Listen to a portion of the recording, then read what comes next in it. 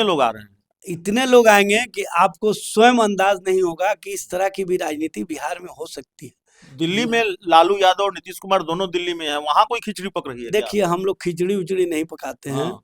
खिचड़ी पकाने वाले लोग जो हैं वो स्वयं चले आते हैं चूल्हा के पास कि खिचड़ी कैसे पकना है। खिचड़ी नहीं पकाते हैं, दही चूड़ा खाते हैं। तो इस बार का दही चूड़ा लालू यादव नीतीश कुमार साथ खाएंगे, उम्मीद की जाए। देखिए, दही चूड़ा बड़ा स्वादिष्ट होता है और इसका स्वाद जो लोग एक बार खा लेता है उसको पता होता है कि 90 डिग्री कोण से दही अगर चूड़ा में मिल जाए और उसमें अगर तिलकुट आ जाए तो समझ लीजिए कि स्वाद 4 गुना बढ़ जाता है। तो इस बार हो रहा है राबड़ी आवास में दही चूड़ा? समय आने दीजिए, सब कुछ स्पष्ट रूप से सामने आ जाएगा। हमारे नेता तेजस्वी जी जो मंथन कर रहे हैं उस मंथन का आपको कहीं ना कहीं फलाफल दिखने को मिलेगा। मतलब तेजस्वी यादव खेल में लगे हुए हैं, मंथन कर रहे हैं। खेल देखिए, तेजस्वी जी आमंत्रण देंगे कि नहीं देंगे नीतीश कुमार को देखिए, दही चूड़ा भोज का? तेजस्वी जी खेल कभी नहीं करते हैं। तेजस्वी जी खिलाड़ी हैं, उनको पता है कि किस पिच पर कैसे खेलना नहीं है। तो आप आमंत्रण देंगे दही चूड़ा भोज का नीतीश कुमार को? भोज में बुलाने एक अन्य मार्ग कौन जाएगा? लालू यादव जाएंगे, तेजस्वी यादव जाएंगे? सब समय बता देगा। अभी भोज में देर है, 14 जनवरी है, उससे पहले बहुत कुछ आपको स्पष्ट रूप से सामने आ जाएगा। नमस्कार, आप देख रहे हैं 4 PM और मैं हूं अभिषेक मिश्रा। एक तरफ दिल्ली में बिहार के मुख्यमंत्री नीतीश कुमार और प्रधानमंत्री नरेंद्र मोदी और अमित शाह के बीच मुलाकात होनी है, तो दूसरी तरफ कल जीतन राम मांझी फिर वायरल हो गए। पूर्व मुख्यमंत्री और केंद्रीय मंत्री जीतन राम मांझी ने कहा है कि अगर राज्यसभा की सीट नहीं मिली तो एनडीए छोड़ देंगे। हमारे साथ आरजेडी के प्रवक्ता एजाज अहमद साहब हैं, इस पर बात करेंगे। एनडीए में तो ठीक ठाक नहीं लग रहा है। जीतन राम मांझी कह रहे हैं, पहले तो वो जो उनका वीडियो वायरल हुआ, कैसे चुनाव जिताया जाता है, कैसे फोन आता है, डीएम को फोन किया जाता है, वो सब कुछ है। बाद में उनकी सफाई भी आई, खैर। अब फिर वायरल हो गए हैं, अब कह रहे हैं एनडीए छोड़ देंगे राज्यसभा की सीट नहीं मिली तो। देखिए, सबसे पहले तो एक बात जान लीजिए, जीतन राम मांझी जी जितनी बातें कहते हैं वो 10 मिनट के बाद ही उन बातों से पलट जाते हैं। अभी 10 मिनट से ज्यादा हो गया है भाई, उनका पलटना आवश्यक है, क्योंकि उनकी राजनीति का आयाम और उनकी राजनीति का जो कोण है वो कहीं ना कहीं भाजपा के दृष्टिकोण से मिलता है। भाजपा भी इसी तरह की राजनीति अपने अलायंस पार्टनर के साथ करती है जिस तरह का राजनीति जीतन राम मांझी करते हैं। दोनों एक दूसरे के साथ नूरा कुश्ती का खेल खेल रहे हैं और दोनों एक दूसरे के साथ वादा करके मुकर जाना, ये इन लोगों की नियति हो चुकी है। भारतीय जनता पार्टी के संबंध में वो कहते हैं कि लोकसभा चुनाव के समय हमने 2 सीट मांगा था तो उन्होंने 1 सीट दिया और कहा 1 सीट आपको राज्यसभा देंगे, और राज्यसभा सीट का भी वादा किया था। राज्यसभा देंगे उन्होंने ये कहा। विधानसभा चुनाव के समय इन्होंने 8 सीट मांगा था और कहा था कि हम किसी भी स्थिति और परिस्थिति में 8 सीट से कम नहीं लेंगे। हमारी पार्टी की मान्यता के लिए, हमारी पार्टी को मजबूत करने के लिए इस तरह की राजनीति आवश्यक है। लेकिन हुआ क्या, आप देख लीजिए, स्थिति स्पष्ट रूप से सामने आ गई। जीतन राम मांझी जी कभी भी अपनी बातों पर टिके नहीं रहते हैं। भारतीय जनता पार्टी को भी पता है कि इनको हम राजनीतिक रूप से इस्तेमाल करें, क्योंकि महादलित समाज के बीच राजनीति करनी है भारतीय जनता पार्टी को। इसलिए जीतन राम मांझी जैसा सॉफ्ट कॉर्नर और सॉफ्ट राजनीति करने वाला व्यक्ति इनको और दूसरा नहीं मिलेगा।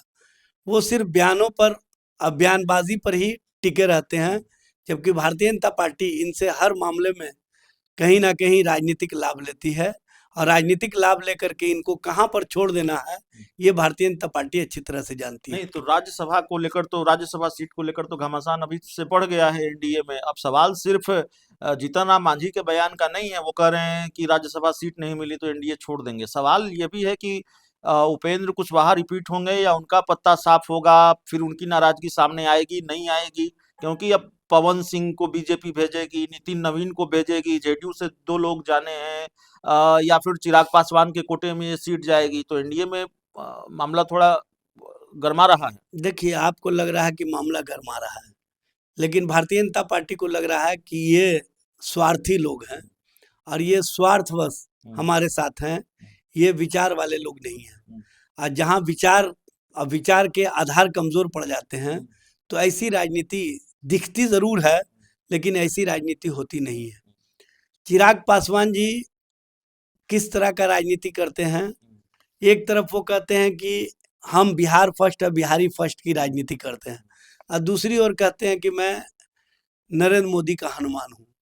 तब जब आप हनुमान हैं तो आपकी राजनीति विचारों पर नहीं चल सकती है, आपकी राजनीति उनके अनुसार चलेगी। और इनको अपनी माँ को राज्यसभा भिजवाना है, इसलिए वहाँ पर ये अब आप देख लीजिए, जितना बुलडोजर चल रहा है दलित समाज के घरों पर चल रहा है, महादलित समाज के घरों पर चल रहा है, लेकिन ना तो जीतन राम मांझी इस संबंध में एक शब्द कहते हैं, ना चिराग पासवान एक शब्द कहते हैं। क्योंकि इन लोगों को पता है कि अगर हम अपने समाज के संबंध में कहना शुरू कर देंगे तो हमारी माँ का राजनीति जो आगे बढ़ना है वो रुक जाएगा। और जीतन राम मांझी जी को भी पता है कि हम पिता पुत्र अगर अपने समाज की राजनीति के लिए आगे बढ़ गए तो हम दोनों सत्ता से बाहर हो जाएंगे, और ये लोग एक सेकंड के लिए भी सत्ता से बाहर नहीं हो सकते हैं। इनकी राजनीति स्वार्थ पर टिकी हुई है, इनकी राजनीति अपने परिवार की राजनीति को आधार देने पर टिकी हुई है। इससे अधिक ये लोग ना सोच सकते हैं, ना आगे बढ़ के बोल सकते हैं। सिर्फ और सिर्फ इस तरह का बोल इसलिए बोलते हैं ताकि हम अपने लोगों के बीच ये बता सकें कि हम भारतीय जनता पार्टी के खिलाफ बोल करके आप लोगों के हितों के लिए बात करते हैं, आप लोगों के लिए बात करते हैं, जबकि इनको कार्यकर्ताओं से कोई मतलब नहीं होता। यह स्पष्ट रूप से दिखता है। आपके 2 राज्यसभा सांसदों का कार्यकाल भी समाप्त हो रहा है, एडी सिंह और एक और राज्यसभा प्रेम गुप्ता, दोनों का कार्यकाल समाप्त हो रहा है। इंडिया गठबंधन के पास वो गणित नहीं है कि किसी को राज्यसभा भेजा जाए। एआईएमआईएम के समर्थन की जरूरत पड़ेगी, बीएसपी के समर्थन की जरूरत पड़ेगी। उस दिशा में कदम बढ़ाएंगे? एआईएम से सपोर्ट चाहिए, मांगेंगे, बात करेंगे, बीएसपी से बात करेंगे? देखिए, जब समय आएगा सब कुछ स्थिति स्पष्ट हो जाएगा, और जो हमारे विचारों के साथ वाले लोग हैं वो तो हमारे साथ है ही हैं। तो ये हम तो कह रहे हैं हम नीतीश कुमार के साथ हैं। भाई अब कौन क्या होगा, समय आने दीजिए ना, सब कुछ स्पष्ट रूप से सामने आ जाएगा। मतलब आप इस बात को खारिज नहीं कर रहे हैं कि आरजेडी कवायद नहीं करेगी, आरजेडी कोशिश नहीं करेगी एआईएमआईएम का समर्थन लेने की और बीएसपी का समर्थन लेने की? आप ये क्यों समझ रहे हैं कि हम उनका समर्थन लेंगे? आप ये क्यों नहीं समझ रहे हैं कि वहां से जो लोग इस तरह का कवायद में और इस तरह के खेल में लग गए हैं वो हमारे समर्थन में खड़े रहेंगे? क्योंकि इस तरह की राजनीति और इस तरह की राजनीति को जो लोग आगे बढ़ा रहे हैं वो कहीं ना कहीं अपने भविष्य की राजनीति का भी तलाश करेंगे कि नहीं। आप कह रहे हैं कि एनडीए से ही टूट कर लोग आएंगे आपको समर्थन देने? अब देखते रहिए ना, समय बताएगा ने। ऐसे भी बड़ी बात कर रहे हैं आप, जैसा गंभीर प्रवक्ता, पार्टी का मुखर प्रवक्ता और इतना वरिष्ठ नेता अगर इस तरह की बात कहे, राज्यसभा की सीट जो खाली हो रही है उस जैसे गंभीर मामले पर, महत्वपूर्ण मामले पर, जिस पर बिहार की राजनीति में और एनडीए में कितना बवाल है, आप कह रहे हैं कि एनडीए से टूट कर लोग आरजेडी के साथ आएंगे और एनडीए के विधायकों के भरोसे आप अपने उम्मीदवार को राज्यसभा? देखिए, हम लोग किसी के भरोसे नहीं है, हम लोग अपने नहीं, आप बड़े खेल की बात हम लोग अपने विचारों के साथ टिके हुए हैं, और ये विचार जो हमारा आधार है, हमारा आकार है, हमारी सोच है, इसके साथ आज न कल सब लोगों को खड़ा होना है। कितने लोग आ रहे हैं? इतने लोग आएंगे कि आपको स्वयं अंदाज नहीं होगा कि इस तरह की भी राजनीति बिहार में हो सकती है। दिल्ली में लालू यादव और नीतीश कुमार दोनों दिल्ली में हैं, वहां कोई खिचड़ी पक रही है? देखिए, हम लोग खिचड़ी उचड़ी नहीं पकाते हैं। हाँ। खिचड़ी पकाने वाले लोग जो हैं वो स्वयं चले आते हैं चूल्हा के पास कि खिचड़ी कैसे पकना है। खिचड़ी नहीं पकाते हैं, दही चूड़ा खाते हैं। तो इस बार का दही चूड़ा लालू यादव नीतीश कुमार साथ खाएंगे, उम्मीद की जाए? देखिए, दही चूड़ा बड़ा स्वादिष्ट होता है और इसका स्वाद जो लोग एक बार खा लेता है उसको पता होता है कि 90 डिग्री कोण से दही अगर चूड़ा में मिल जाए और उसमें अगर तिलकुट आ जाए तो समझ लीजिए कि स्वाद 4 गुना बढ़ जाता है। तो इस बार हो रहा है राबड़ी आवास में दही चूड़ा? समय आने दीजिए, सब कुछ स्पष्ट रूप से सामने आ जाएगा। हमारे नेता तेजस्वी जी जो मंथन कर रहे हैं उस मंथन का आपको कहीं ना कहीं फलाफल दिखने को मिलेगा। मतलब तेजस्वी यादव खेल में लगे हुए हैं, मंथन कर रहे हैं खेल। देखिए, तेजस्वी जी आमंत्रण देंगे कि नहीं देंगे नीतीश कुमार को? देखिए, तेजस्वी जी खेल कभी नहीं करते हैं। तेजस्वी जी खिलाड़ी हैं, उनको पता है कि किस पिच पर कैसे खेलना है। नहीं तो आप आमंत्रण देंगे दही चूड़ा भोज का नीतीश कुमार को?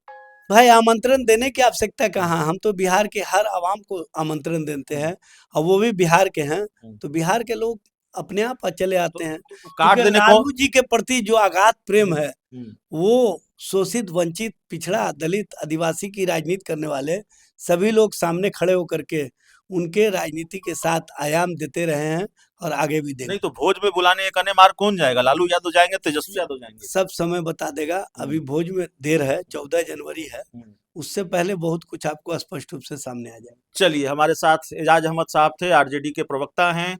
इस पूरी रिपोर्ट में इतना ही। बिहार में खेला अभी बाकी है, अगर इनके बयानों को संकेत समझें। इस पूरी रिपोर्ट में इतना ही। बहुत बहुत धन्यवाद।